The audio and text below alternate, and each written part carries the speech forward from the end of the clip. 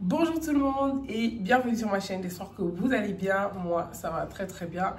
Ça fait tellement longtemps, vraiment longtemps, mais voilà, j'avais tellement la flemme de reprendre les vidéos, enfin je tournais, désolée pour ma voix parce que j'ai un peu la grippe, mais aujourd'hui j'avais envie de venir faire une story time. Bon, pas une story time, j'en ai tellement de story time que 2 ans sont passés, il y a eu tellement de trucs dans ma vie, donc vraiment, j'en ai beaucoup à raconter. Bon, aujourd'hui, je vais juste commencer par une seule story time, celle qui est la story time de mon accouchement, quoi. Comment ça s'est passé? Excusez-moi. N'hésitez pas à vous abonner et à activer la cloche de notification pour avoir des notifications à chaque fois que je vais poster de nouvelles story time parce que j'en ai des story time. Donc pour ne rien rater, abonnez-vous parce que les prochaines vidéos, quand vous allez recevoir la prochaine notification, ce sera pour une story time de taille. Donc voilà, par où commencer? Donc voilà, le 8 février passé, j'ai fait un test de grossesse et il s'avérait que j'étais enceinte. Donc février passé, voilà, j'étais enceinte. Ma grossesse s'est bien déroulée, enfin c'était pas mal. Au début, un peu fatiguée et tout. C'était mieux quand même, hein. C'était mieux que celle de Kylian. Mais j'avais des symptômes un peu bizarres, genre j'avais mal à la fesse, j'avais vraiment très mal à la fesse. Ça me faisait mal, je sais pas, l'os de la fesse me faisait extrêmement mal. Je sais pas si je peux dire ça là, si YouTube ne va pas me bloquer. Mais en tout cas, ça me faisait extrêmement mal. Bref, on dirait que j'ai vraiment perdu le fil, hein. Ça me faisait très mal et tout. Ensuite, le premier trimestre, ça s'est bien passé. J'avais des... Je passais tout mon temps à cracher en fait. J'avais l'hypersalivation, ça c'était vraiment horrible. Ça, franchement, Kylian, j'avais pas ça, mais Kylian, franchement, c'était horrible, mais horrible. Ça a quand même duré, hein. Vraiment, vers la fin du deuxième, ça s'est arrêté vers la fin du deuxième trimestre. Donc, deuxième trimestre, rien à dire. Parfait, en tout cas. C'était parfait. Troisième trimestre, c'était douloureux. Il y a trop de choses qui se sont passées. Du coup, mon accouchement, j'attendais mon accouchement. C'était prévu pour octobre. Octobre, on va dire le 18 octobre. C'était prévu pour le 18 octobre. Le 11, le 11 ou le 12, 12, 13, 14. Donc, ouais, le 11, j'avais rendez-vous à l'hôpital pour j'avais mon dernier rendez-vous à l'hôpital. Donc, je suis partie à l'hôpital le 11. Pas de problème. En fait, tout s'était normalement bien déroulé. Donc, parce que la première fois, j'ai eu une césarienne. Donc, c'était censé être un accouchement normal par voie basse. Il n'y avait aucun problème, genre vraiment aucun hic pour que je puisse accoucher par césarienne en fait. Donc du coup, moi dans ma tête, j'étais tellement contente parce que moi je voulais accoucher par voie basse parce que quand c'est une césarienne, je pense que c'est limité. Je pense pas, c'est limité le nombre d'enfants. Et moi j'ai toujours voulu avoir une grande famille, beaucoup d'enfants, donc c'était vraiment... J'essayais de garder vraiment le contrôle pour ne pas que ce qui s'est passé la première fois, la première grossesse pour Kylian se repasse cette fois. Donc du coup, franchement, j'étais bien partie en fait. Donc je suis allée à l'hôpital, le docteur m'a dit que j'allais bien, tout allait bien, sauf que mon col il était fermé, pas de contraction, aucun problème, machin. Mais en tout cas, comme le terme était prévu pour le 18, on se presse pas. On attend. On m'avait donné un autre rendez-vous pour le 21.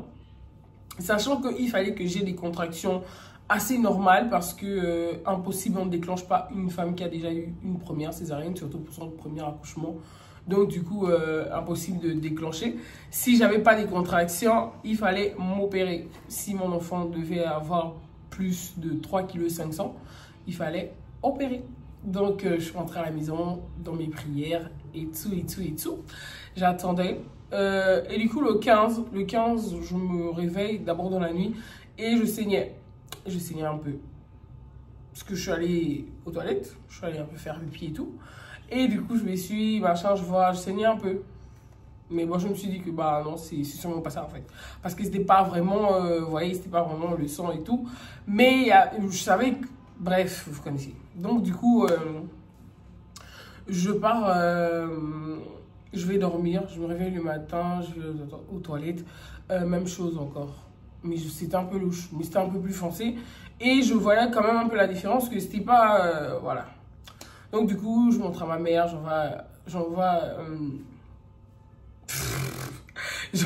excusez-moi. J'envoie un message à ma mère, je montre et tout, je dis voilà, regarde et tout et tout. Elle me dit c'est quoi? Je dis je pense que c'est du sang et tout et tout. Elle me dit que bah il faut que tu ailles à l'hôpital. Donc je prends aussi, j'envoie aussi à mon ancienne CP. Ouais. J'envoie aussi à mon ancienne CP que oui, voilà, machin et tout, je vais aller à l'hôpital. Donc, ok, je marche, je me lève parce que l'hôpital, c'est à 2 pas de la maison. Donc, je me lève, je commence à marcher sans stress, en fait. J'avais pas mal, j'avais rien. Mais du coup, je suis quand même allée à l'hôpital parce qu'on m'avait déjà dit que si tu saignes, s'il y a des saignements, s'il y a des trucs assez, viens à l'hôpital. Donc, du coup, je pars à l'hôpital. Je pars à l'hôpital. Ils comprennent pas, ils essaient de voir, mais il y a quand même du sang, il y a quand même des... Voilà, ils comprennent pas. On met des machines, des trucs. Mais du coup, il me garde allongé. Il me garde allongé à l'hôpital et tout. Je me dis que bon, vas-y. Je suis allongée, il y a tout le monde et tout. Et on me garde en fait. C'est là où je me dis que bah, je vais accoucher. Mais ce qui était bien, parce que j'étais contente parce que mon premier fils est né le 15 août. Donc du coup, là, j'allais accoucher un 15 octobre. Ah, c'était trop chic en fait. Pour moi, c'était vraiment parfait. C'était parfait. Donc, je suis allée à l'hôpital et tout. Avec mon ancienne CP aussi à l'hôpital. Je vais vous faire une story time de pourquoi je dis que c'est mon ancienne CP. Donc, elle m'accompagne à l'hôpital parce que Jay, il ne pouvait pas venir à l'hôpital parce que ma mère, elle ne voulait pas qu'il vienne à l'hôpital. Parce qu'elle disait que oui, les petites amies, enfin les maris ne peuvent pas accompagner. Moi, je ne suis pas encore mariée, c'est vrai. Mais les maris peuvent accompagner leur femme à l'hôpital parce que ça va durer. Il faut un peu les traditions, les trucs comme ça. Donc, du coup, moi, déjà, c'est un accouchement, il n'y a pas ma mère. Il n'y a pas... pas ma mère, il n'y a pas ma tante, il n'y a pas...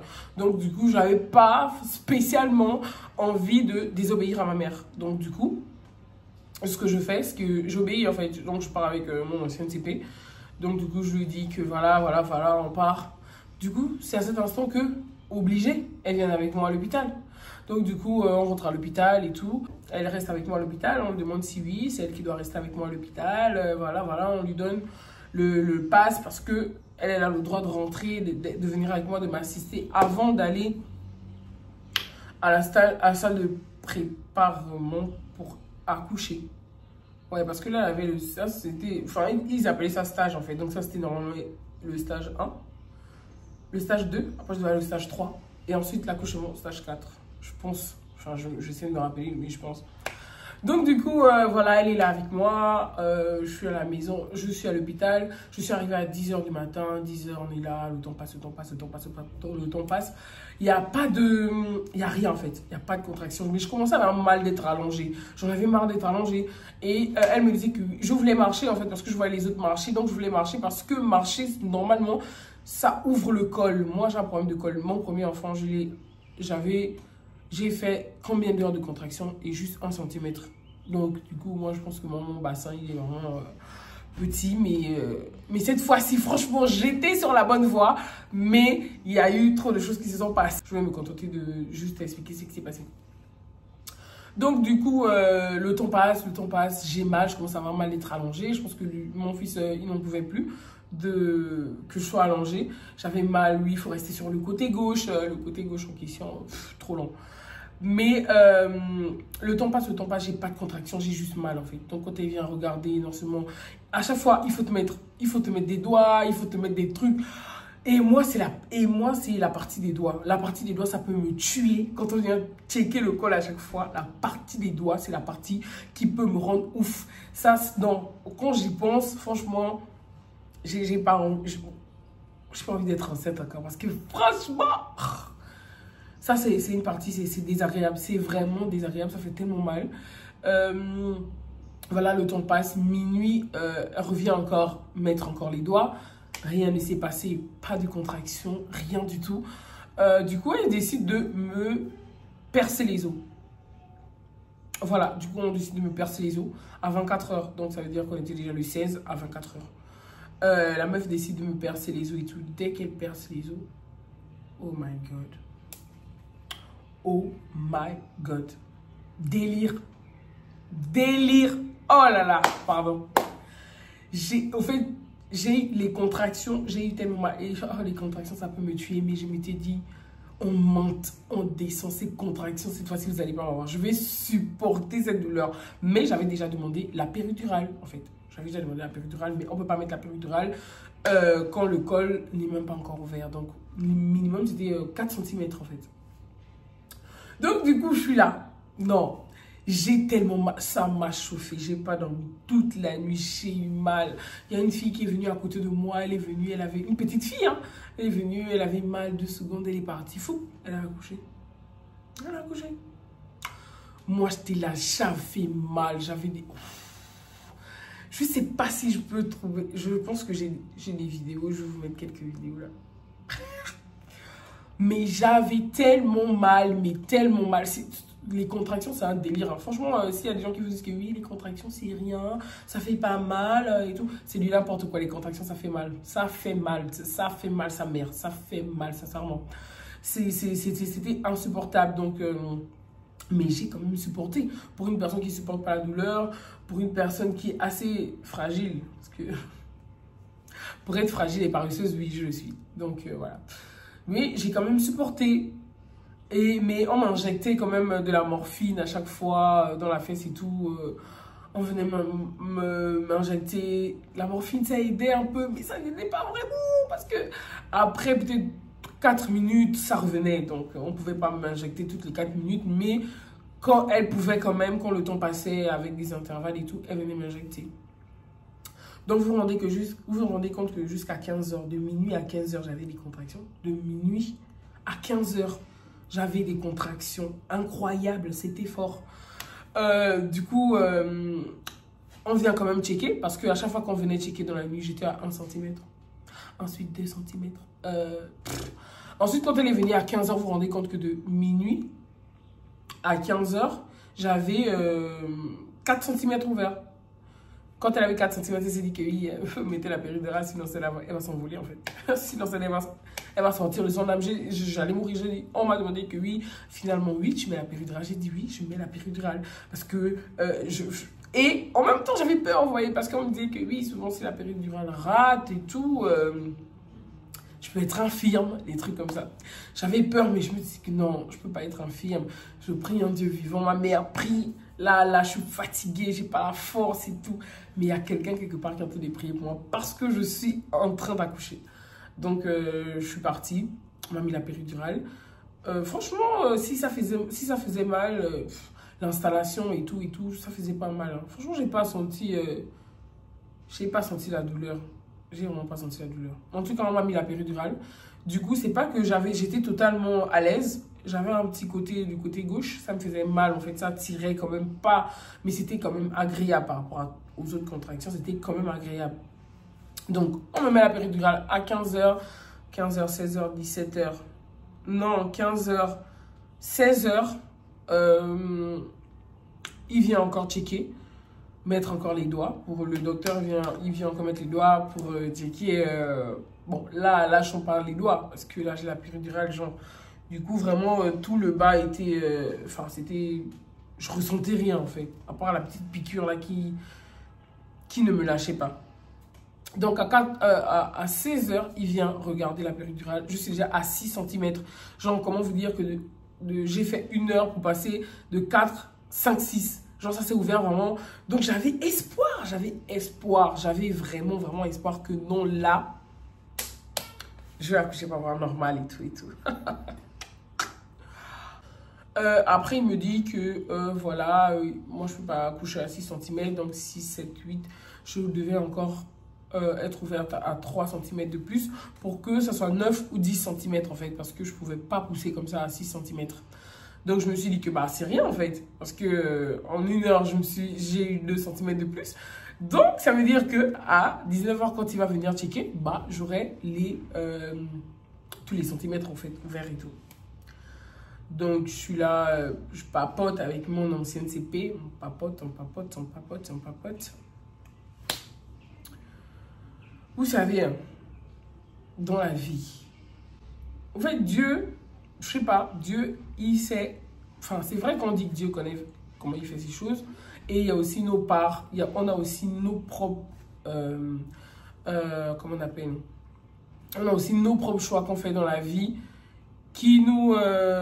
Enfin, je sais pas comment vous dire. Mais on a aussi nos propres choix dans la vie. On a Dieu qui laisse faire certains trucs, c'est vrai. Mais on a notre part de responsabilité sur les choix que nous faisons dans nos vies. Sincèrement, ça c'est vraiment une parenthèse. Il y a des trucs vraiment sacrés, il y a des trucs vraiment importants. Il y a des trucs vraiment, des situations vraiment importantes qu'il faudrait vivre avec vraiment des gens de votre famille ou des gens qui vous aiment vraiment.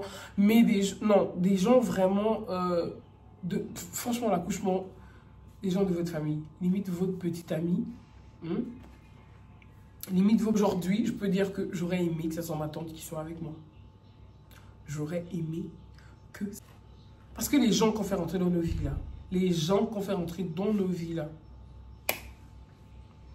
en tout cas, les choix qu'on fait dans nos vies, avant de faire des choix, il faut prier. Sincèrement, c'est très important. Donc, 19h, le docteur arrive. Le docteur, il me met encore les doigts pour regarder et tout. Je suis restée à 6 cm. C'est-à-dire que j'aurais aimé qu'il me dise 7 cm. Pas 6. Pas 6 en fait. Pas 6. Comment ça je suis restée à 6 cm, wesh? J'ai les contractions. L'appareil montrait bien les contractions et tout. Mais comment ça je suis restée à 6? Qu'est-ce que vous voulez me dire quand vous dites que je suis restée à 6? Après, ils m'ont dit que oui, on ne peut pas encore. On ne peut pas te laisser plus de temps. Il va falloir t'opérer en fait. Il va falloir encore te faire une césarienne. Quand il m'a dit ça, le docteur...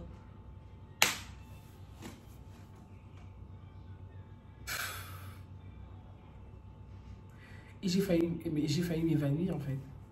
J'étais tellement triste, mes larmes ont coulé. J'ai dit, ah non, non, non, je ne pars pas. Et puis tout d'un coup, je me suis sentie possédée. Je me suis sentie vraiment possédée. C'est des gens like, non. Vous n'allez pas m'opérer, je retourne chez moi. Je retourne avec moi. Je sors de votre hôpital, je retourne chez moi. Je vais revenir quand je vais sentir que non, là,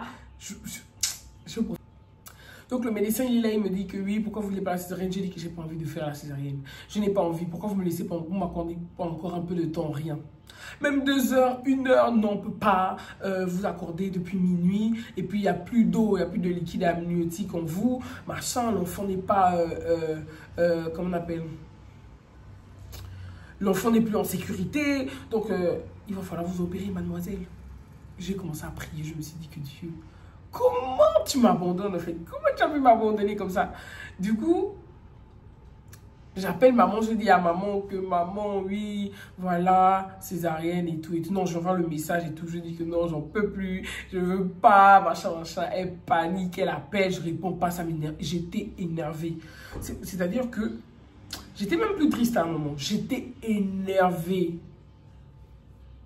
J'étais énervée.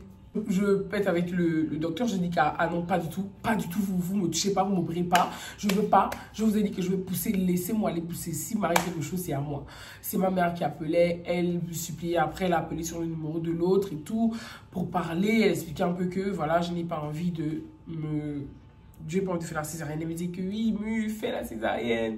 Tu ne vas pas mourir à cet âge-là, machin. Laisse-toi opérer, écoute les docteurs et tout. Ah, c'était toute une amalgame. Donc, du coup, je refuse au docteur. Le docteur écrit dans mon cahier et tout. Oui, elle ne veut pas faire la césarienne.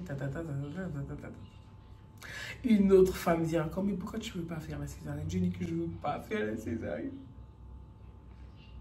Parce que je supportais la douleur. J'ai supporté la douleur jusqu'à là. Et vous lui avez dit que non. J'étais choquée, je dis que non. Mais il fallait me couper depuis, en fait. Et ne me faites pas supporter des trucs comme ça. Des trucs qui traumatisent comme ça. Et puis vous me dites que non, j'ai supporté ça pour rien. Non, mais vous aussi. Donc, du coup, ils sont là. Bon, d'accord. La deuxième femme qui venait m'a dit, bon, d'accord. Il n'y a pas de souci. On va te laisser encore 2 heures de temps. J'ai dit, 2 heures de temps après, on fait la césarienne. J'ai dit, oui, 2 heures après, on fait la césarienne. Elle m'a dit, ok, d'accord. Et après, il y a un autre docteur qui arrive. Il me regarde. Parce que l'autre, il était clair. Il était, je sais pas, calate. Blond, calate, je sais pas. Et l'autre femme aussi, c'était la même en fait. Donc, mais l'autre qui est arrivé après, c'est le noir. C'est ceux qui se sont dit que non, on va parler. Peut-être que vous comprenez, vous connaissez comment communiquer et tout. Va parler avec elle et tout et tout. Pour lui expliquer un peu les risques qu'elle est en train de courir. Donc, du coup, le docteur arrive, il dit non, je veux pas. Il m'explique que non, écoute, tu veux signer une décharge. Je me dis que si t'arrive quelque chose, ou s'il arrive quelque chose à ton enfant, parce qu'il se peut que toi, on arrive à une situation compliquée où on ne peut pas te sauver, on ne peut pas sauver l'enfant, les trucs comme ça, machin, que tu peux perdre l'enfant, ta vie, tu peux perdre ta vie, et tout, tu veux signer la décharge et tout. J'étais comme ça, j'étais là. Oui. J'étais énervée que... J'étais énervée que je me disais que... J'écoutais même pas ce qu'il me disait, je me disais que oui, vas-y, que je meurs en fait, on n'en parle plus. Parce que là, franchement, vous êtes en train de me gazer.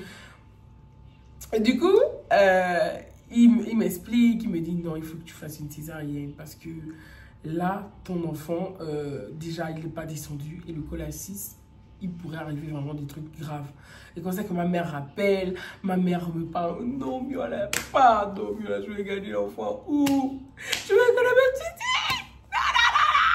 Ma mère, elle pète un câble, genre, elle est dépassée sur moi, elle prie encore au téléphone. Sans que...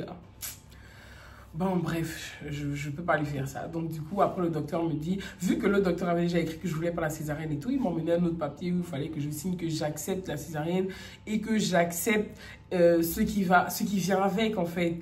Et maintenant, je suis en train de me dire que, après, il m'a expliqué, il est maintenant en train de m'expliquer les dangers de la césarienne. Oui, vous pouvez être en manque de sang et il se peut qu'on vous partage du sang et ce sang peut être infecté du virus du sida. Aussi que ça peut bien se passer, l'opération peut bien se passer comme l'opération peut mal se passer. Il me dit encore, oui, comme vous avez déjà eu une césarienne, donc ça c'est la deuxième césarienne, cela veut dire que vos enfants seront limités. Il va vous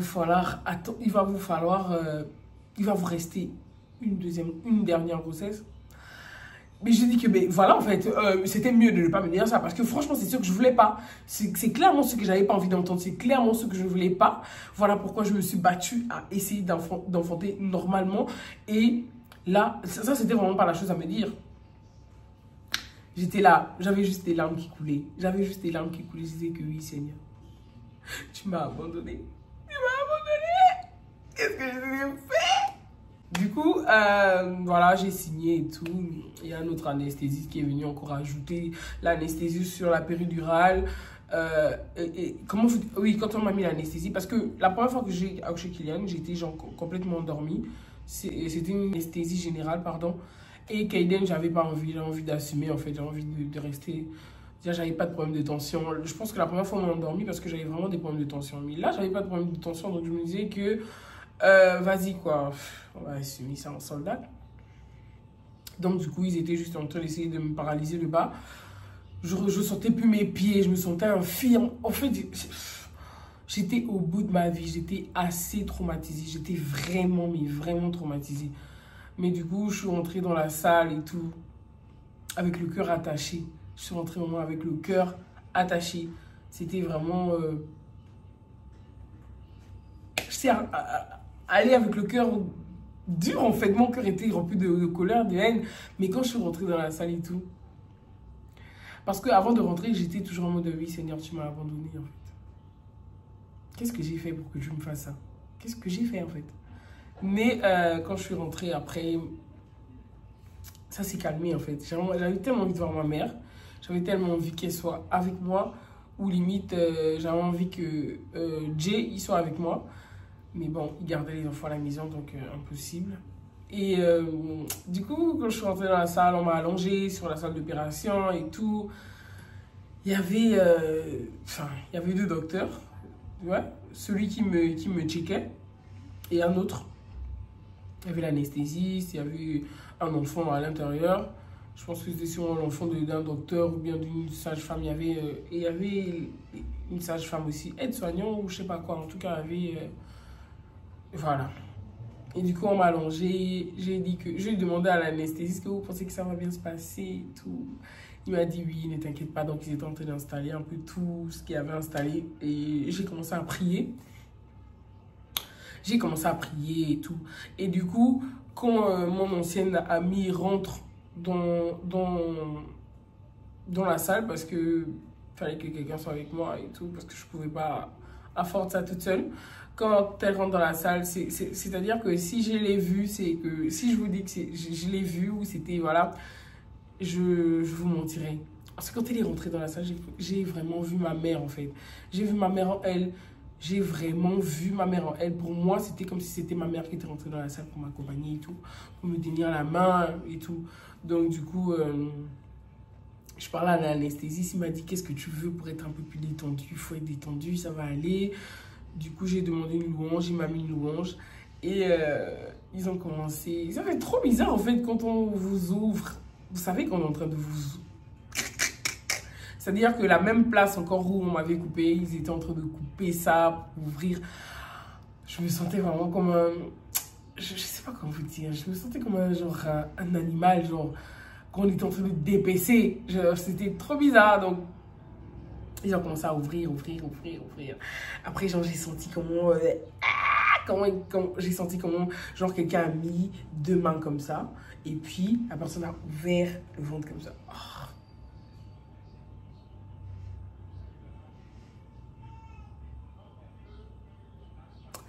Ensuite, après, le docteur, il s'est appuyé sur moi parce qu'apparemment, peut-être l'enfant, il n'était pas vraiment descendu. Donc, il s'est appuyé sur moi, il m'a appuyé et tout.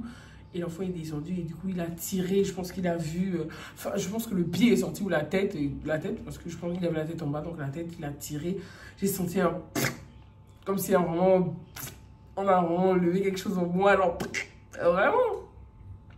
Et du coup, j'étais là, je disais à l'autre qui était avec moi, et tout, pourquoi j'entends pas mon fils pleurer? Pourquoi il pleure pas? Pourquoi je l'entends pas? Qu'est-ce qui se passe et tout et tout. Du coup, après, je l'ai entendu pleurer, c'était parfait, c'était magnifique. C'était magnifique, genre, les larmes, je suis maman, je suis encore maman. J'étais tellement contente et je disais que oui, est-ce que tu le vois? Il ressemble à quoi? Elle me dit que oui, il est beau, il va...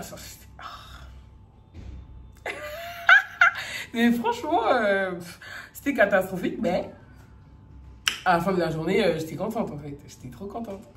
Genre, le médecin me regardait comme ça, moi celle-là. Elle a fini de faire que vie, voilà, elle fait renverser tout l'hôpital.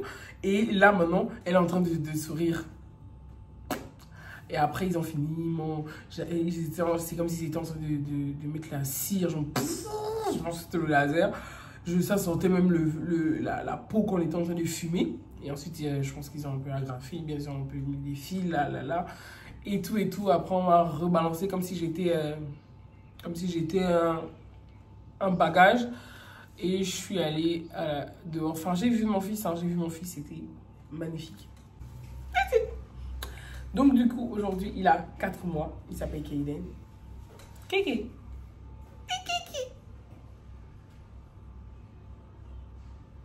C'est quoi ce beau gosse-là? Tu veux quoi? Tu veux manger? Et coucou! Écoute, c'est le beau gosse! C'est le beau gosse de maman, ça! Donc, du coup, il s'appelle Kaiden et enfin, il est né avec 3 kilos. 3 kilos 500, ouais. Du coup, voilà. Bon, merci d'avoir regardé la vidéo. J'espère que la vidéo, elle vous a plu. On se retrouve une prochaine fois pour une autre story time. Je vais vous expliquer pourquoi. Non, pas pourquoi. Je vais vous expliquer. Je vais vous partager mon expérience pour vous dire que dans la vie, il faut être vigilant, il faut avoir le discernement et il faut vraiment beaucoup il faut beaucoup, franchement, se protéger. Il faut beaucoup prier et ne laissez pas rentrer n'importe qui dans vos vies parce que souvent vous êtes là, vous faites rentrer le diable en fait. Le diable. Bon, voilà. Donc, du coup, j'espère que la vidéo vous aura plu et on se retrouve à la prochaine pour une prochaine vidéo.